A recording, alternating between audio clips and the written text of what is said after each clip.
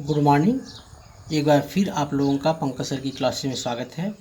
आज हम मैथमेटिक्स में आप लोगों को जो पीछे से वीडियो बताते चले आ रहे हैं अर्थमेटिक प्रोग्रेशन, उसमें नया टॉपिक लेकर आए हैं अर्थमेटिक मीन। अर्थमेटिक मीन क्या है? अगर कोई तीन संख्याएं हैं ए बी सी, ये समांतर श्रेणी में है आर एन ए पी, तीन संख्याएं हैं समांतर श्रेणी में है, तो बीच वाली संख्या को ए और सी का हम समांतर माध्य कहते हैं। और समांतर माध्य को हमेशा कैपिटल लेटर ए से प्रदर्शित करते हैं। जैसे कि मान लीजिए तीन संख्याएं a capital A P R in A P, तीन संख्याएं हैं, ये समांतर श्रेणी में है। समांतर श्रेणी में है इसका मतलब ये होता है कि ए कैपिटल ए में से स्मॉल ए माइनस करेंगे तो वही आएगा जो बी में से कैपिटल ए को माइनस करने पर। हम इसी को कॉमन डिफरेंस कहते हैं। अगर इसको सॉल्व करें, कैपिटल ए को इधर लाएंगे, स्मॉल ए को इधर लाएंगे, कैपिटल ए इधर आएगा तो जाएगा a plus a equal to small a इधर जाएगा a plus b. This implies 2a equal to a plus b. This implies a equal to हो जाएगा a plus b by 2। इसी ये स्पष्ट है, दो संख्याएं हैं a और b, इनके बीच का समांतर माध्य क्या होता है? दोनों संख्याओं के योगफल का आधा होता है। दो संख्याएं हैं a और b, उनका समांतर माध्य उन दोनों संख्याओं के योगफल का आधा होता है। एग्जाम्पल जैसे है 5 और 9, दो संख्याएं हैं, इनके बीच का समांतर माध्य ज्ञात करना है। तो अगर इनके बीच का समांतर माध्य ए है तो ए का मान होगा 5 + 9 बाई 2, यानी 5 + 9 14 बाई 2, यानी 7 होगा। अगर हम 7 को बीच में इंसर्ट कर दें तो बनेगा 5 7 9। ये देखिए समांतर श्रेणी में, क्योंकि 5 में 2 ऐड करेंगे 7 होगा, 7 में 2 ऐड करेंगे 9 होगा। इस प्रकार से दो संख्याओं के बीच में हम लोग समांतर माध्य ज्ञात कर सकते हैं। दो संख्याओं का समांतर माध्य उन दोनों संख्याओं के योगफल का आधा होता है। इसे इंग्लिश के कैपिटल लेटर ए से प्रदर्शित करते हैं। अब अगर दो संख्याएं हैं ए और बी, उनके बीच में एन समांतर माध्य इंसर्ट करना है। दो संख्याएं हैं, मान लीजिए ए और बी,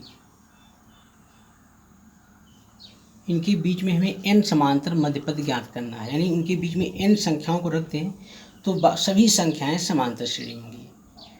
तो कैसे ज्ञात करते हैं, प्रोसेस देखते हैं। माना दो संख्याओं के बीच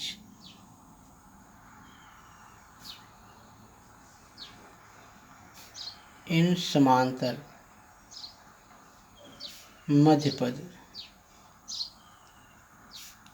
A1 A2 A3 ...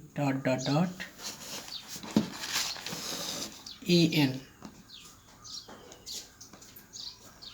हम लोग क्वेश्चन इसी प्रोसेस से हल करेंगे, जैसे सॉल्व कर रहे हैं इसी प्रोसेस से। यानी हमने दो संख्याओं ए और बी के बीच में इन समांतर मध्यपद ये रखे हैं। इसका मतलब ए और बी के बीच में इन संख्याओं को रख दें A1 A2 A3 ... AN B, तो ये सभी समांतर श्रेणी होंगे। समांतर मध्यपद का मतलब हुआ कि सभी समांतर श्रेणी में होते हैं। तो ए और बी के बीच में एन संख्याओं को हमने रखा है, ये सभी एन संख्याएं समांतर श्रेणी में हैं। अब इस श्रेणी में कुल कितने पद हैं?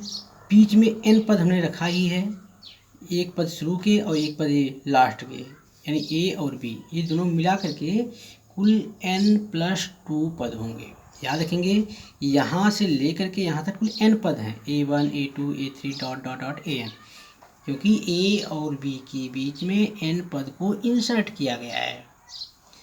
n पद ये बीच के और किनारे के दोनों पद कुल मिलाकर के इस श्रेणी में कुल n+2 2 पद होते हैं, तब इस श्रेणी में n+2 पद होंगे। पहला पद क्या है? प्रथम पद है a,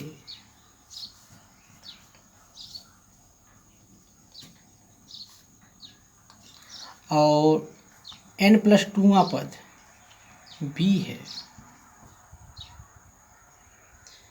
तो हम लोग n+2वां पद का फार्मूला निकाल सकते हैं और फार्मूला निकाल करके इसका मान निकाल लेंगे। तो चलिए, हम जानते हैं nवां पद का फार्मूला होता है a plus n-1 into d. A प्रथम पद प्लस पदों की संख्या -1 इंटू कॉमन डिफरेंस। तो यहाँ पर पदों की संख्या n+2 है, यानी n+2वां पद जाएगा b इक्वल टू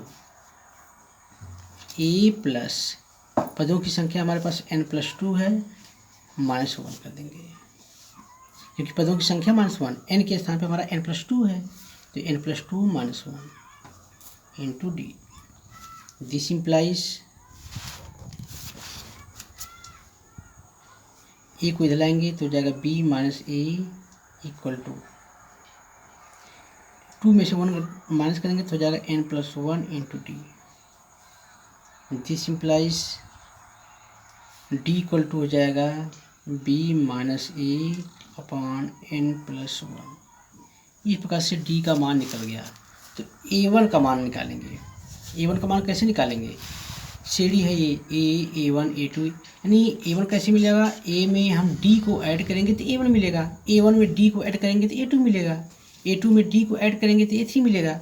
इस तरह से a1 को निकालने के लिए a में हम d को ऐड करेंगे, यानी हो जाएगा a plus b minus A by n+1। a2 कैसे निकालेंगे? a2 का मान होगा a+2d। कैसे निकालेंगे? a+2 ब्रैकेट में b माइनस ए अपॉन n+1। इसी तरह से a3, a4 सभी संख्याओं को हम लोग फाइंड कर सकते हैं। चलिए, हम लोग क्वेश्चन कैसे सॉल्व करते हैं, एक क्वेश्चन लेके चलते हैं। हमारा क्वेश्चन है 5 और 8 के बीच 14 समांतर मध्य पद ज्ञात करना। तो क्वेश्चन कैसे सॉल्व करेंगे? हम लिखेंगे माना 5 और 8 के बीच 14 समांतर मध्य पद a1 a2 ...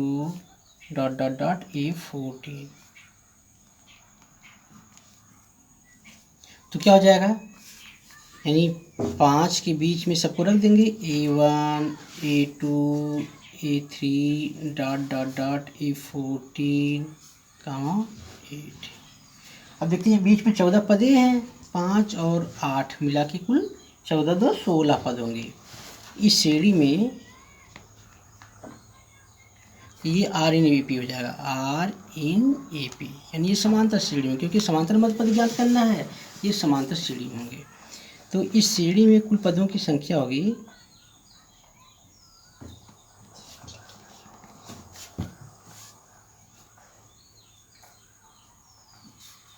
14 + 2 16, यानी n इक्वल टू हो जाएगा 16।